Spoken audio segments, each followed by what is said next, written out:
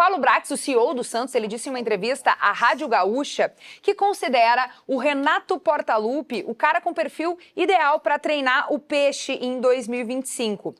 O clube, ele busca ir por um treinador depois de demitir o Fábio Carille, e o dirigente deixou claro que essa era uma opinião pessoal dele, que não houve uma procura pelo Renato, não houve um contato para que isso de fato acontecesse. E na mesma entrevista, o Brax disse que o Grêmio ainda não conversou também, o Santos ainda não conversou sobre o Soteldo com o Grêmio.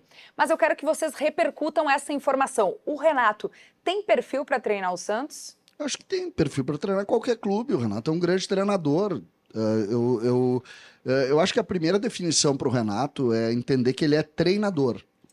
Então, ficar assim, elogiado pelo CEO do Santos. Eu acho curioso, o CEO do Santos trabalhou aqui no Inter, né? Sim. E quando veio pro Inter, ele achava que o Ramires tinha perfil pro Inter. Ah, não é a decisão dele. Ali ele não é a decisão do Paulo Brax contratar Ramires. Mas eu, com toda a justiça, o Renato tem perfil para todos os clubes brasileiros. O Renato é um grande treinador. Treinador.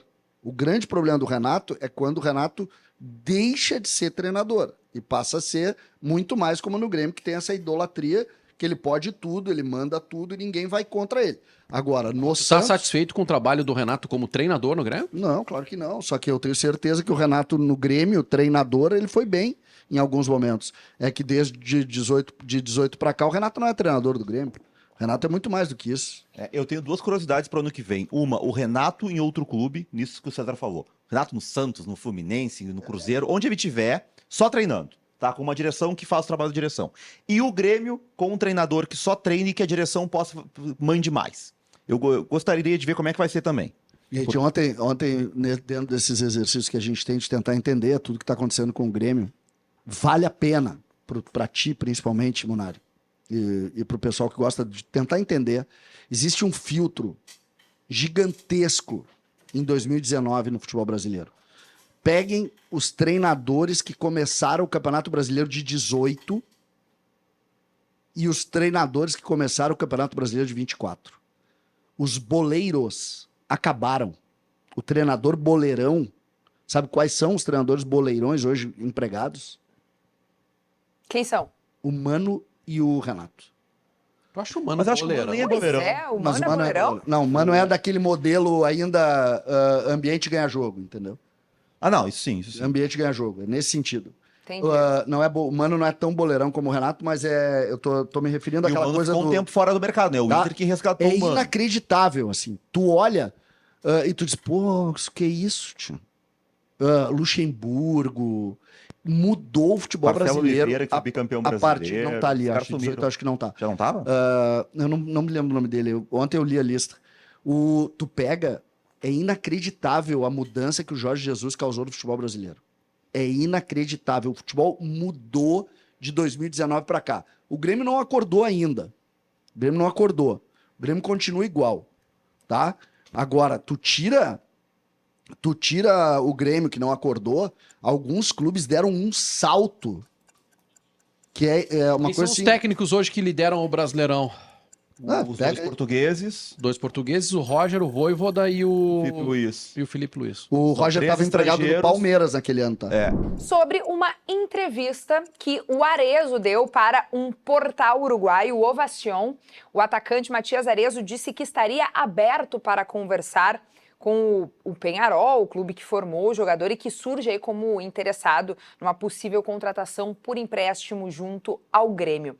É uma entrevista em que ele abordou muitos temas, né? Eu estou trazendo um aqui pra gente debater. Sim. Mas como é que chega pra ti aí essa notícia? Ainda mais que o Arezzo, ele tem um contrato que não é tão longo, curto, né? Um contrato que eu acho que é natural. O Arezzo é ídolo do torcedor do Peñarol. Não vem jogando no Grêmio. Foi contratado e não vem jogando. Aí é perguntado sobre isso. Eu acho natural que ele tenha essa postura. Acho até que ele foi respeitoso, porque nessa entrevista ele disse que ele tem um contrato longo. Contrato até 28, né? Isso, que esse ano ele não jogou, mas que espera que no ano que vem ele jogue. Ele cita o contrato longo, faz uma relação com isso. Eu não vi nada demais. O que acontece... Botaram o rapaz para jogar no Sub-20. O que 3 milhões e meio de o que acontece é isso. Brincadeira. Aí é essa baderna que é o Grêmio, né? Essa não sei o que dizer. do trabalho que foi feito no Grêmio, mas o Grêmio contrata o jogador mais caro, que é esse aí. O Grêmio pagou. Aí, ó, aí ele entrando em Caxias, eu tava nesse jogo, ele entra bem no jogo. Né? Ele entra bem, cava um pênalti. Cava não, né? Sofre um pênalti, uma jogada bem feita, ainda com. Acho que o Gustavo Nunes ainda jogando, né? Um outro nível, faz a jogada, sofre o pênalti. E o jogador que, dos contratados, era o mais valorizado, né? Era o mais valorizado. O Grêmio pagou 3.200.000 euros pela metade dos direitos econômicos. Eu não tenho nada a ver com isso, mas eu gostaria de dar uma informação pro Arezzo. Se ele espera jogar o ano que vem, ele tem que trocar de time, porque ele não vai jogar, né? Não, só se trocar o treinador. Não.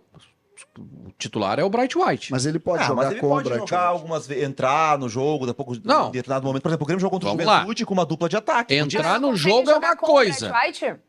Nem uma chance? Dois centroavantes. Não, mas aí vai ser... A gente viu o Diego Costa e Bright White. O Arezzo- mas aí Arezzo foi Renato tem- Portaluppi. Então o Renato fica. O Arezzo nos últimos, desde que chegou, se não me engano, tem perto de 100 minutos jogados.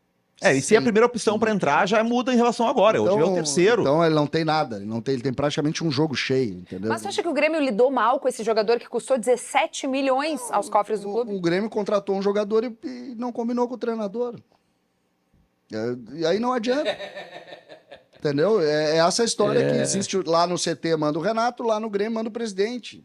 É isso. É isso. Te coloca na cabeça do jogador. O jogador, ele, ano passado, ele foi muito bem no Peñarol, né? Fez 30 gols no Peñarol ano passado. Aí voltou pra Europa, num time que era o dono do passe dele, que brigava pra não cair, que caiu no Campeonato Espanhol, e chega um clube brasileiro e paga 3.200.000 de euros por metade do passe. O cara pensa o quê? Pô, agora eu vou chegar no Brasil. Jogar. Os caras estão me valorizando, né? Aí chega aqui com o primeiro jogo ele entra, cava um pênalti, no segundo jogo ele entra 10 minutos, depois já não entra mais. E aí daqui a pouco bota ele jogar no sub-20. O que esse cara pensa? Aí o treinador diz que vieram 3 caras que não falam português, que precisam ser lapidados. Gente, o Grêmio não pegou um guri da base do Peñarol e contratou. O Grêmio pegou o cara que foi centroavante titular do Peñarol, que fez 30 gols no ano. E o Renato tratou como se fosse, chegou aí um guri que eu tenho que lapidar e vai aprender. Pois é, Sabe? o Que Gilberto isso, cara? Brozovski Mostrar meu DVD Filho, pra ele. Gilberto Brozovski Filho manda aqui pra gente o seguinte: o Renato não indicou ele, não passou pelo crivo dele, não entra. É a opinião do torcedor. Mas é que o torcedor pode pensar isso porque o pensamento do torcedor ele tá muito baseado no que ele tá vendo. Ninguém tá inventando essa tese. O Grêmio pagou caro? Sim. O Grêmio valorizou ele? Sim. Ele chegou para ser uma opção? Sim. Ele não é opção? Sim. Muito bem, olha só, nosso próximo tema por aqui, mudança, assim, numa reta final de Campeonato Brasileiro, como a gente está vivendo agora, resolve? Pois é, gente, o Vasco demitiu o técnico Rafael Paiva há 3 rodadas do fim do Brasileirão, tá aí a notícia, destaque lá no GE. Globo para vocês. No Grêmio, o entendimento é que se uma troca acontecesse, ela poderia não trazer bons resultados. E por isso, o Grêmio não teria feito nenhuma modificação. Renato é o nome ideal para evitar esse rebaixamento, até porque o Renato ele fala muito, que o Grêmio não vai cair. Vocês acham que realmente o Grêmio acertou em ter mantido o Renato ou vocês acham que ainda valia ter feito uma troca nessa reta final? Não, mas a situação do Vasco é diferente da situação do Grêmio. O Vasco já tem 43 pontos. Vamos lá, tá... Não cai. O Vasco não cai. Então, tá pensando lá num G9 para daqui a pouco entrar numa pré-Libertadores. O técnico deu uma declaração lá. Olha só, não tem moral nenhuma dentro do clube. Diferente do Renato, que tem muita moral. Aí ele deu uma declaração dizendo, nunca vi a torcida vaiar tanto. Essa tá aí. Mas a temática ela não é para comparar, tá? A temática ela traz a pergunta em relação a trocar numa reta final de campeonato. Mas é que a gente precisa contextualizar. Nesse caso do Grêmio não tem como trocar. O que um treinador vai fazer agora em 4 jogos no Grêmio? O Vasco já tá pensando em 2025. Não vai cair e ainda mais o Grêmio, que tem o Renato que segura um monte de rojão. Vai botar quem no Grêmio agora? O que aconteceu, tá? É brabo porque é a narrativa, mas é preciso dizer. O Grêmio no ano de 2020-21, que é um ano só, porque tem a pandemia e não tem pré-temporada, não tem nada. O Grêmio, quando volta ao trabalho, o Grêmio afunda no início de 2021 com o Renato. O Grêmio afunda completamente. E não dá para recomeçar um trabalho porque, como eu disse, não teve pré-temporada, não teve nada, era um jogo quarto, jogo domingo. O Grêmio troca o comando quando afunda. Que todo mundo estava vendo que fisicamente o time não existia. Todo mundo estava vendo tudo aquilo. O Grêmio troca e o Grêmio cai. Neste ano, quando o Grêmio perdeu 10 em 15, todo mundo pensou, aí agora tira o Renato, o Grêmio cai, todo mundo vai dizer, caiu porque tirou o Renato. O Grêmio acabou tomando outra posição, outra atitude. Acho que fez certo. Porque o Renato é que conhece os jogadores dele, o Renato é que monta esse grupo dessa maneira e ele consegue tirar mais do que outros treinadores tirariam. E eu acho que foi essa a opção. E hoje ele não sai por esse raciocínio. Por esse raciocínio. Isso não quer dizer que esteja bom. Ninguém está gostando.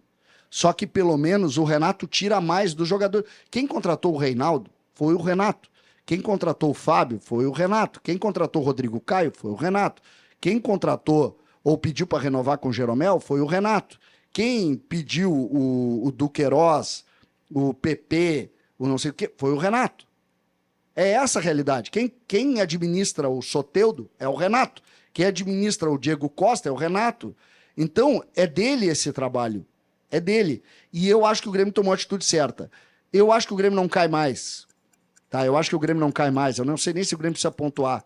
Porque esses times todos vão perder. Time ruim perde. Olha! Tá? Time ruim perde. Olha! Eu acho que nem Se isso. não fizer dois pontos, cai. Só que... Já fiz todas as simulações possíveis. Só que, isso é preciso dizer, isso não é um bom trabalho. Eu acho que não é mesmo. Eu já ouvi gente dizendo Não. o seguinte, não, agora ele vai ganhar 3, vai mostrar pra vocês, ano que vem ele tá de novo. Não. Muito bem, aqui no Segue o Fio é hora da gente dizer Não pra vamos vocês- enganar a torcida do Grêmio.